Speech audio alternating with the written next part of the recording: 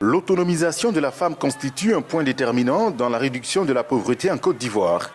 Et les femmes issues du groupement des femmes libres victimes de guerre de Danané, ville située dans l'ouest montagneux ivoirien, l'ont bien compris. Elles ont décidé de se consacrer à la fabrication et la vente de la tiéké, une sorte de couscous faite à base de manioc.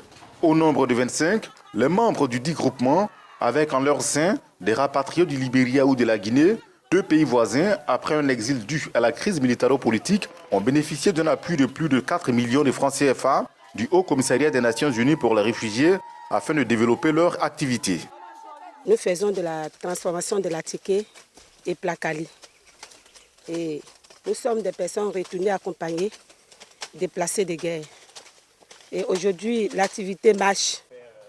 Comme c'est le cas dans la plupart des activités génératrices de revenus, le début n'a pas été facile pour le groupement des femmes libres victimes de guerre de Danané. Surtout qu'elles n'avaient pas la parfaite maîtrise du processus de fabrication de la tiéké, un mets concocté à l'origine au sud de la Côte d'Ivoire.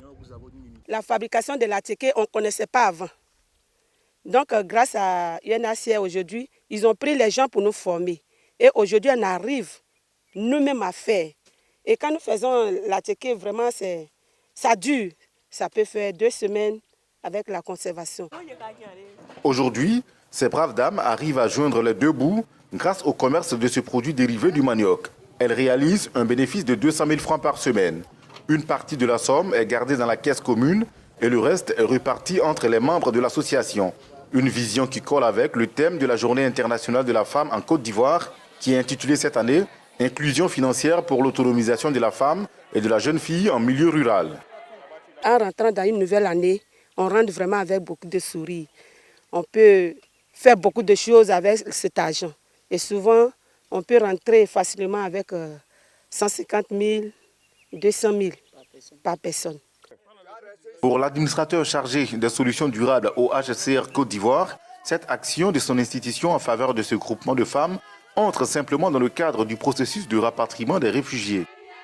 Le rapatriement n'est pas seulement une activité logistique qui consiste à prendre le réfugié dans son pays d'asile pour l'amener dans son pays d'origine. Non, le rapatriement va au-delà de cela. Il consiste aussi à pouvoir l'accompagner dans son insertion socio-professionnelle et aussi son insertion socio-économique.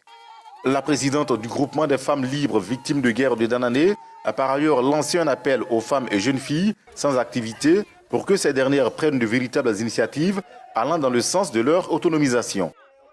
Il y a d'autres qui passent leur temps à se prostituer, ce n'est pas la solution. La solution, c'est de venir faire une activité de revenus qui peut demain nous rapporter. L'aide du HCR en matière de protection, d'insertion, d'abri, de santé et d'éducation joue un rôle capital dans la guérison des plaies dues aux différentes crises que le pays a connues et dans la construction d'un avenir meilleur. Actuellement, environ 1 million de personnes relèvent de son mandat en terre ivoirienne.